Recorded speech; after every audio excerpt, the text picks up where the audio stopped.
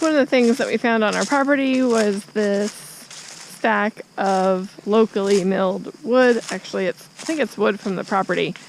And we do need some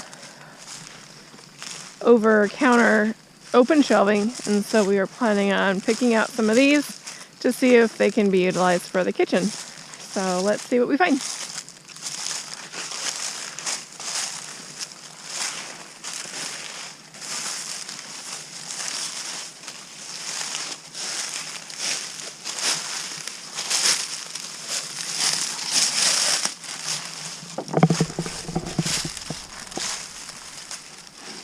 I'm not sure how many of these are usable or how long they've been out here for, so that's definitely going to be a factor.